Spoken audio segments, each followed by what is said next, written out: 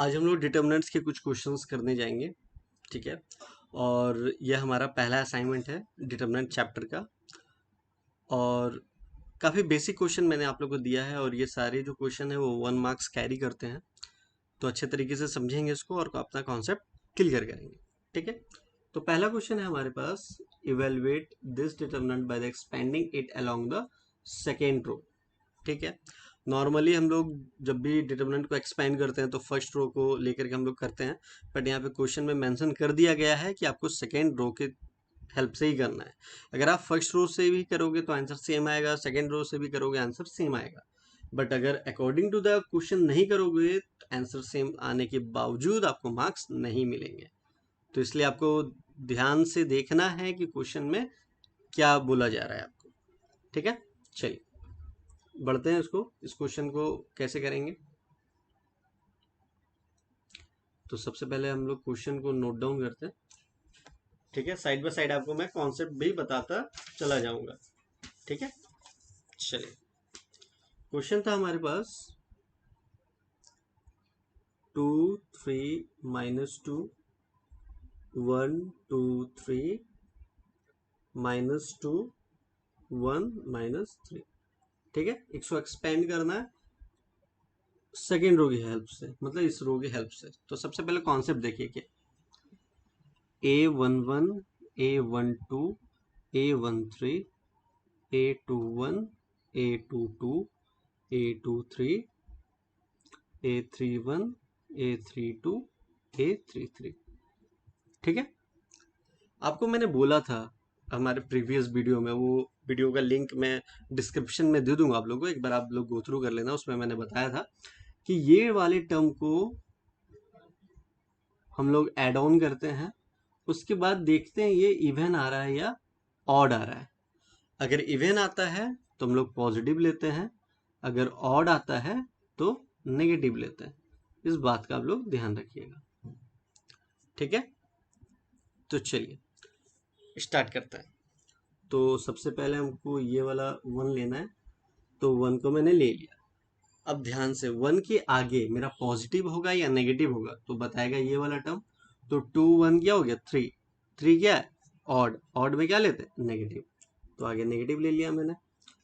तो ये और ये कैंसिल आउट हो गया, ये हो गया आपका -9 3 3 9 और ये +2।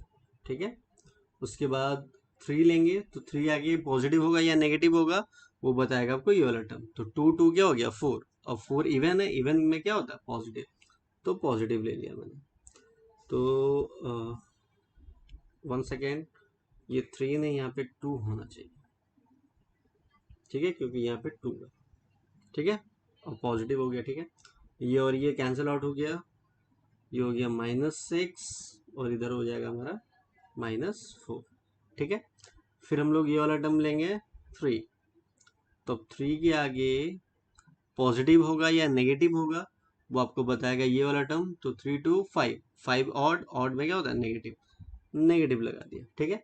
अब इस राइट हैंड साइड का काम खत्म हो गया, तो इसको मैं रफ कर देता हूँ, एक्चुअली स्पेस ज़्यादा है नहीं। ठीक है, आराम आराम से कीजिए, कोई इशू नहीं है, पहला असाइनमेंट है, नहीं हो रहा है कोई बात नहीं, डरने की कोई बात नहीं, प्रैक्टिस करने से आ जाएगा। ठीक है। 3 को रखा है, ये और ये कैंसिल हो। ठीक है, 2 1 ज़ा 2 और ये +6। चलिए इसको सॉल्व करते हैं। -7 और -1, ये हो गया +7, ये हो गया -10 इंटू -20, इसको 8 -24। तो माइनस माइनस प्लस को आप लोग सॉल्व करेंगे, सॉल्व करने के बाद आंसर क्या आएगा -37। ठीक है, करके देख लीजिएगा आप लोग, कोई दिक्कत होगा कमेंट बॉक्स में कमेंट कीजिएगा। चलिए नेक्स्ट क्वेश्चन देखते हैं। पहला क्वेश्चन तो हम लोगों ने अच्छे से सॉल्व कर लिया है, काफ़ी कॉम इसमें कॉन्सेप्ट भी देखा हम लोगों ने, ऑड इवन का चक्कर क्या होता है वो देखा। उसको बस ध्यान रखिएगा, एग्जाम में लिखने की जरूरत नहीं है, बस प्रैक्टिस करोगे दिमाग में एडजस्ट हो जाएगा, बट समझाने के लिए मैंने आपको बता दिया। ठीक है। चलिए नेक्स्ट क्वेश्चन देखते हैं हम लोग। नेक्स्ट क्वेश्चन कह रहा है इवेल्युएट दिस दिस टर्म। ठीक है। तो 2/2 का मैंने क्या बताया था, जैसे फॉर एग्जांपल ए है, बी है, सी है, डी है। अब इसको एक्सपेंड कैसे करते थे, दिस माइनस दिस, मतलब AD माइनस CB हो जाता था। वैसे इसको भी करेंगे, ठीक है। ट्रिग्नोमेट्रिक टर्म दिख रहा है, डरने की कोई बात नहीं है, कॉन्सेप्ट वही सेम लगेगा। चलिए देखते हैं कैसे करते हैं उसको।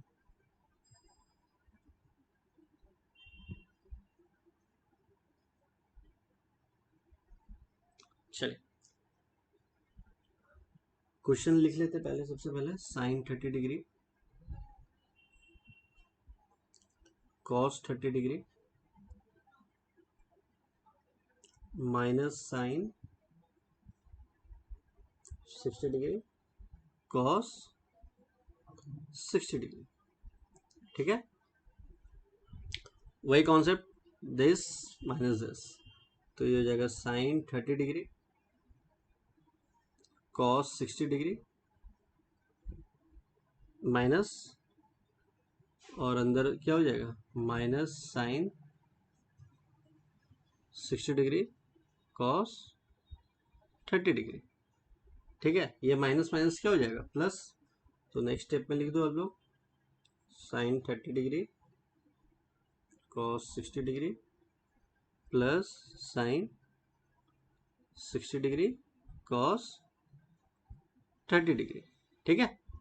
अब ये फॉर्मूला बन गया, sine A cos B cos A sine B, तो क्या होता है साइन ए प्लस बी, क्या होता है साइन ए प्लस बी। तो 30 प्लस 60, तो क्या हो गया साइन 90, साइन 90 कितना होता है, कितना होता है जी 1, that is the final answer, ठीक है। चलिए नेक्स्ट क्वेश्चन देखते, काफी इजी था। चलिए नेक्स्ट क्वेश्चन देखते हैं।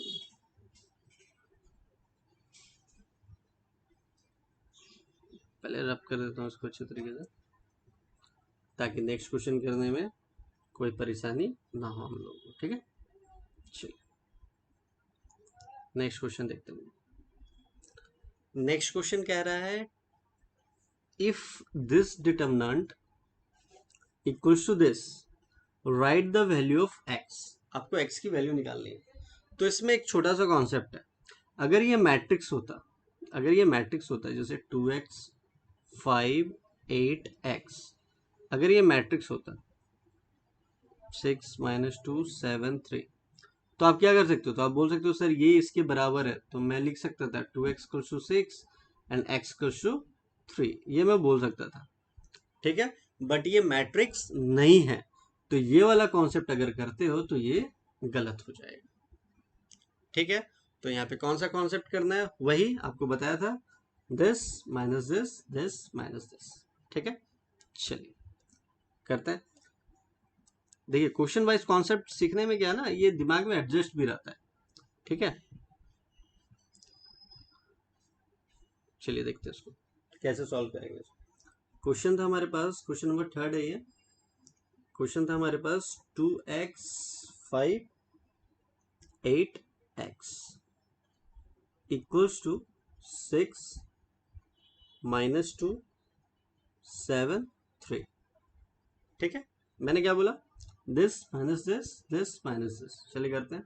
तो हो जाएगा 2x² -40 इक्वल्स टू 18 प्लस 14, हाँ यही होगा। तो हो जाएगा 2x² -40, और इधर क्या हो जाएगा 32, ठीक है। अब वो उधर जाके माइनस होगा, 2x² इक्वल्स टू माइनस हो जाएगा, सॉरी माइनस नहीं, उधर जाके एड ऑन हो जाएगा, वो एड ऑन हो जाएगा तो हो जाएगा 72, फिर इसको डिवाइड करेंगे तो आ जाएगा 36, फिर x की वैल्यू क्या हो जाएगी +-6, ठीक है, क्योंकि स्क्वायर उधर जाएगा तो रूट हो जाएगा, रूट 36 क्या हो जाएगा +-6, ठीक है। काफी इजी था, आ गया होगा समझ में। चलिए नेक्स्ट करते हैं हम लोग।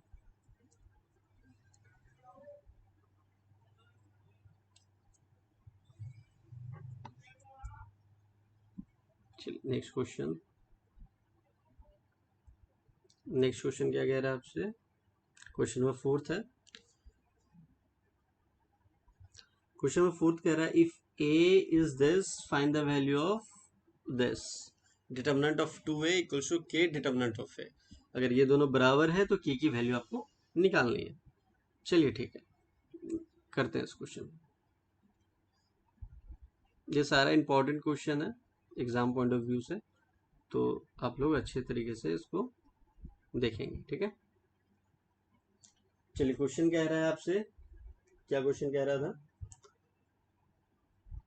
Determinant of 2a equals to k determinant of a।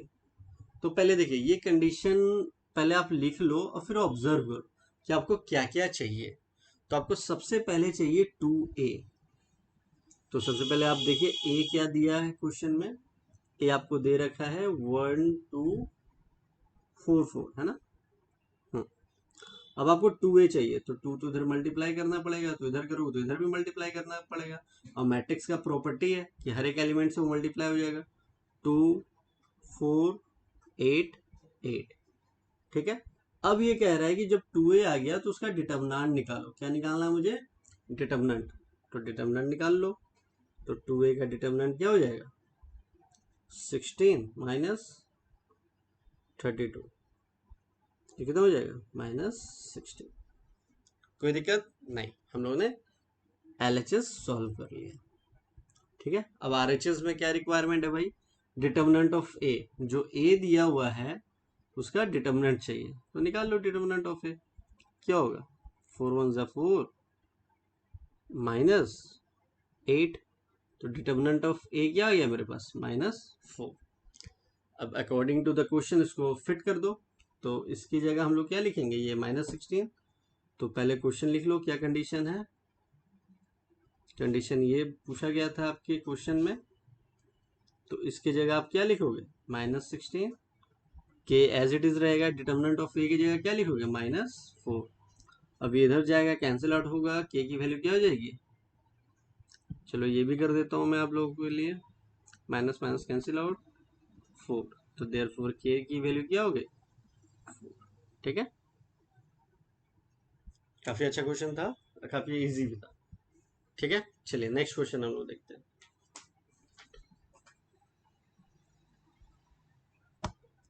Rap कर देते हैं इसको।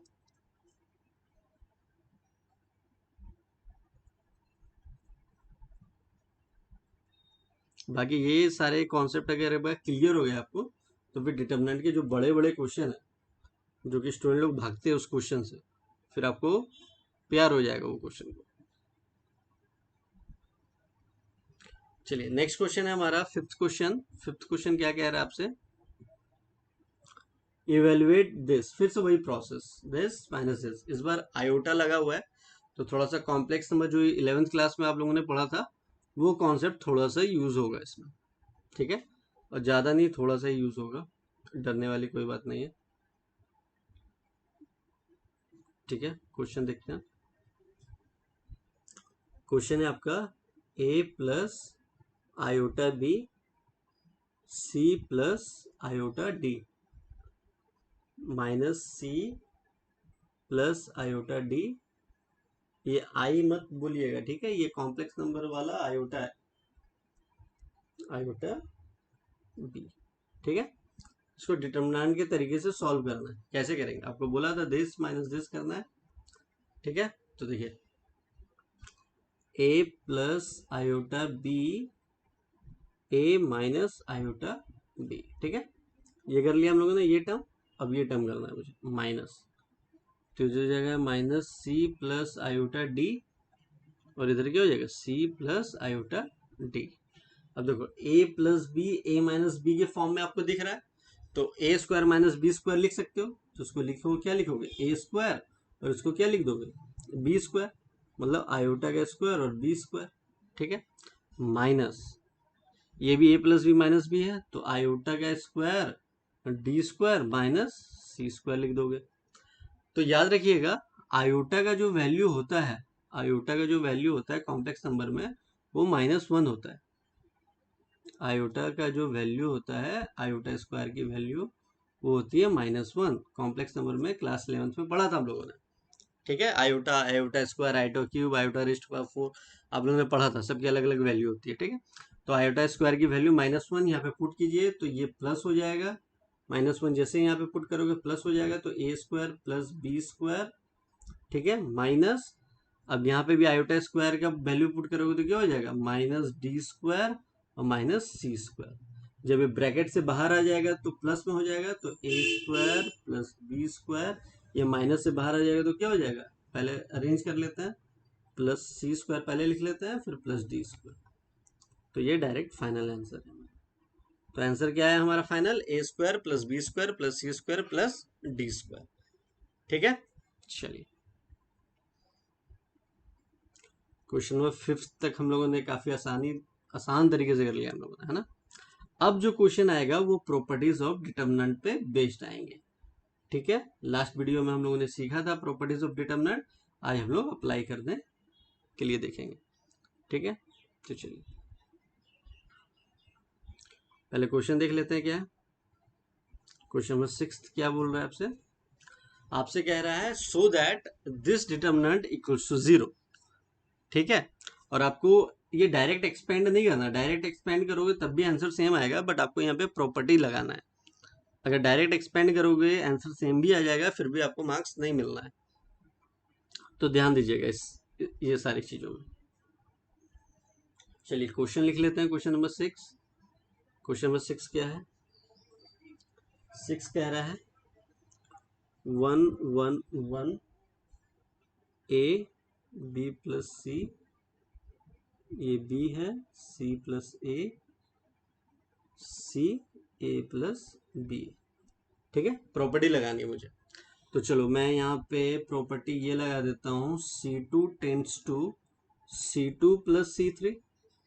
देखिए क्या चेंज होगा, C2 पे चेंज होगा सिर्फ, C1 सेम रहेगा, C2 पे चेंज होगा A plus B plus C, और नीचे क्या चेंज हो जाएगा, B plus C plus A, फिर नीचे क्या चेंज हो जाएगा, C plus A plus B। ठीक है, और हमारा ये तो सेम ही रहेगा, ये कोई चेंज नहीं होना है इसमें। ठीक है, चलिए अब ध्यान से देखिए, a plus b, a plus b plus c, a plus b plus c, तीनों टर्म सेम दिख रहा है। और आपको मैंने बताया था ये एक ऐसी प्रॉपर्टी है डिटर्मिनेंट की कि किसी एक रो, किसी एक कॉलम से हम कॉमन ले सकते हैं। तो कॉमन मैंने ले लिया यहाँ से, तो कॉमन लिया तो क्या हो जाएगा, a plus b plus c common ले लिया, तो कॉमन ले लेने से क्या हो जाएगा, 1 1 1, यहाँ पे भी 1 1 1, और यहाँ पे क्या हो जाएगा, b प्लस सी प्लस ए और a प्लस बी। तो हम लोग को क्या बोलेंगे कि C1 and C2 are identical, identical हो जाने से हमारा वैल्यू क्या हो जाता है, 0। ठीक है, गॉट इट, कोई दिक्कत नहीं। चलिए नेक्स्ट बढ़ते हैं हम लोग आगे। क्वेश्चन नंबर 6 कर लिया, प्रॉपर्टी ऑफ डिटर्मिनेंट देखा हम लोगों ने। ठीक है, चलिए नेक्स्ट क्वेश्चन देखते हैं हम लोग।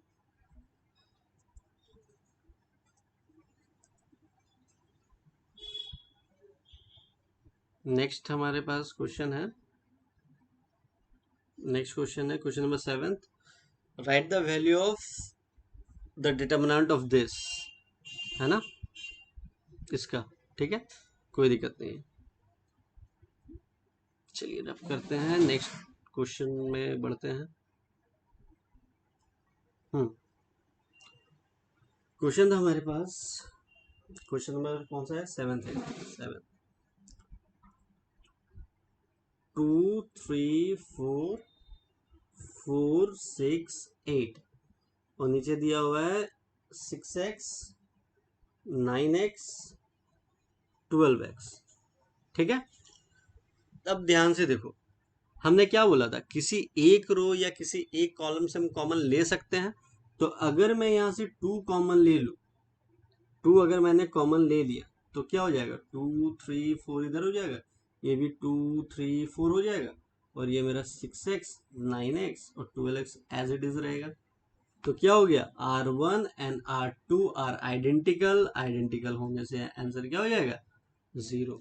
काफी आसान क्वेश्चन था, है ना, कुछ करना ही नहीं है इसमें, बस दिमाग लगाना है आपको। चलिए नेक्स्ट क्वेश्चन, नेक्स्ट क्वेश्चन चलते हैं। नेक्स्ट क्वेश्चन आपसे कह रहा है without expanding evaluate the determinant of this. ये करना है आपको, कोई बात नहीं, चलिए करते हैं।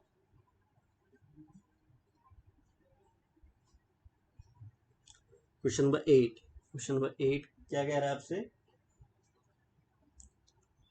41, 15, 79, 79, 29, 5, 3। ठीक है, इसको एक्सपेंड हम डायरेक्टली नहीं करेंगे, अगर डायरेक्टली करने जाएंगे तो काफ़ी टाइम लगेगा। ठीक है, तो करना कैसे है, तो सबसे पहले मैं आपको बताता हूँ थिंक कैसे करोगे। तो ये देखो सिंगल डिजिट है, ये भी सिंगल डिजिट है, पूरा C2 C3 सिंगल डिजिट है, बट C1 जो है मेरा वो डबल डिजिट है। तो हम ट्राई करेंगे कि इसको तोड़ने का। अगर मैं इसको तोड़ करके देखना चाहूंगा कि कोई ये वाला टर्म इससे या इससे मैचअप अगर करता है तो वेल एंड गुड, तो फिर आइडेंटिकल वाली प्रॉपर्टीज लगा देंगे। अदरवाइज ये जीरो होता है तो जीरो कर देंगे। ठीक है, तो मैं यहाँ पे ये देख पा रहा हूँ कि अगर मैं 8 से इसको मल्टीप्लाई कर दूं, मतलब अगर मैं C3 पे अप्लाई करता हूँ 8C3, तो क्या फर्क पड़ेगा? देखिए, ये तो मेरा 41, 79, 29 हो गया, 175, और इधर हो गया 40, 72, 24, ये हो गया। ठीक है, क्योंकि 8 मैंने किस में मल्टीप्लाई करा? C3 पे। उसके बाद क्या प्रॉपर्टी लगाएंगे? उसके बाद हम प्रॉपर्टी लगाएंगे C1 tends to C1 minus C3। तो इससे क्या बेनिफिट हुआ मेरा? ये बन गया 1, ये बन गया 7, ये बन गया 5। ठीक है, उसके बाद हमारा, हाँ सही कर रहा है, हाँ सही कर रहा है, 175 ये तो मेरा है ही था, 40, 72, 24। तो इससे क्या हुआ? देखिए ध्यान से, ये और ये आइडेंटिकल हो गया। आइडेंटिकल हो जाने से वैल्यू क्या हो जाती है? जीरो। ठीक है, बस थोड़ा सा आपको दिमाग लगाना है। हमेशा देखिएगा, अगर ये 3 टर्म का होता है तो पहले हम उसको ट्राई करते हैं तोड़ने का, माइनस करते, प्लस करते, कुछ भी करते, ट्राई करते हैं। अब तुम बोलोगे सर आपको कैसे एकदम से समझ में आ जा रहा है? तो दैट कम्स फ्रॉम प्रैक्टिस, बस मैं यही बोल सकता हूँ आपको। ठीक है, जितना आप क्वेश्चन प्रैक्टिस करोगे उतना आपका दिमाग काम करेगा, उतने आसानी से आप जल्दी से सोच पाओगे। ठीक है, उसके बाद कुछ ट्रिक वगैरह भी हैं डिटर्मिनेंट में, तो जब वो आप कॉम्पिटिटिव के लिए मैं कराता हूँ तो उसमें आपको ट्रिक वगैरह सारा बताऊंगा मैं आपको। ठीक है, अब क्वेश्चन नंबर 9 में चलते हैं। क्वेश्चन नंबर 9 क्या है, चलिए एक बार देख लेते हैं हम लोग।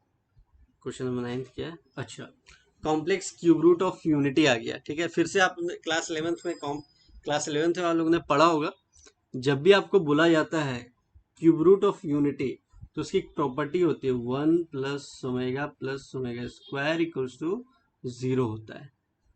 ये प्रॉपर्टी आपको पता होनी चाहिए। अगर ये प्रॉपर्टी पता है तो ये क्वेश्चन एकदम कुछ भी नहीं रहा। हम क्या करेंगे इस क्वेश्चन में? क्या करेंगे? C1 tends to C1 plus C2 plus C3 कर दो। तो C1 plus C2 plus C3 कर देने से क्या हो जाएगा? C1 में क्या चेंज आ जाएगा? चलो यहीं पे बता देता हूं मैं। जब ये C1 plus C2 plus C3 आपने करा तो फर्क मतलब कि फिर क्या बन गया? C1 में क्या चेंज आ गया? 1 प्लस ओमेगा स्क्वायर हो गया। नीचे क्या हो गया? Omega square plus 1। तो नीचे क्या हो गया? Omega square plus 1 plus omega. और C2 C3 मेरा एज इट इज रहेगा, ओमेगा स्क्वायर 1, और इधर ओमेगा स्क्वायर 1 ओमेगा। ठीक है, तो अभी मैंने क्या बोला था? इसकी वैल्यू क्या आती है? 0 0 0।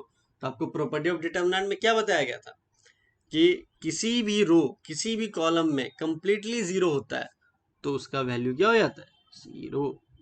आ गया आंसर। क्वेश्चन नंबर 9 यही पे सॉल्व हो गया। ठीक है, चलिए उसके बाद हम लोग क्वेश्चन नंबर 10th में देखते हैं। यही पे क्वेश्चन नंबर 10th क्या है? अच्छा, क्वेश्चन नंबर 10th भी प्रॉपर्टी मैंने डिस्कस करा था, प्रॉपर्टी नंबर 6 है वो।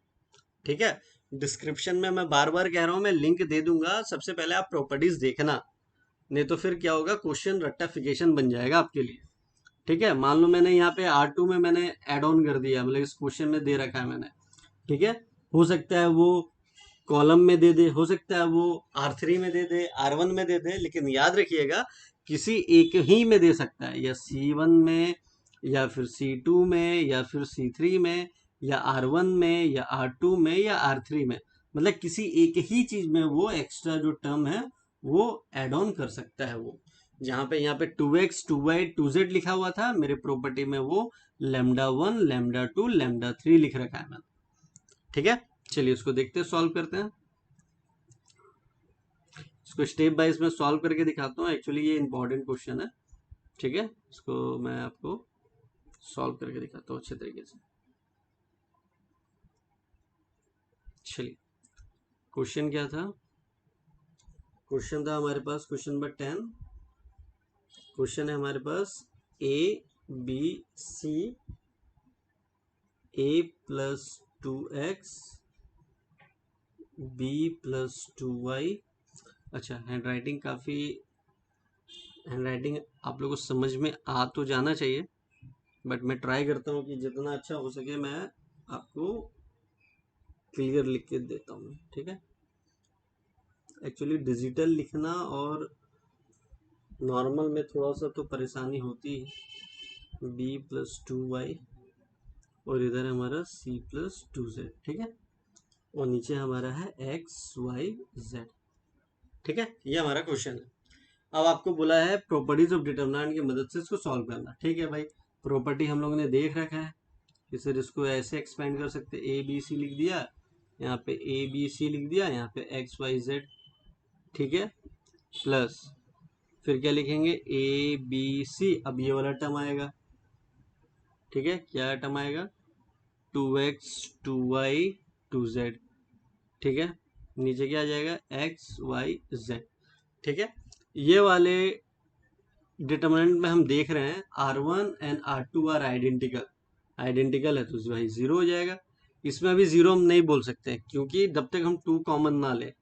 2 कॉमन ले लिया तो इधर हो गया a b c x y z बन गया। ठीक है, ये आइडेंटिकल, अब ये भी जीरो, तो आपको पता होना चाहिए जीरो प्लस जीरो क्या हो जाएगा, जीरो। ठीक है, आज हम लोगों ने 10 क्वेश्चन देखा, काफी कॉन्सेप्ट भी सीखे और प्रॉपर्टीज ऑफ डिटर्मिनेंट को अप्लाई करना भी सीखा। ठीक है, फिर नेक्स्ट वीडियो में हम लोग इससे भी अच्छे क्वेश्चंस और थोड़े अच्छे टफ क्वेश्चंस भी करेंगे। आज तो बेसिक वाली क्वेश्चन मैंने दिया था आप लोगों को। ठीक है, चलो बाय बाय।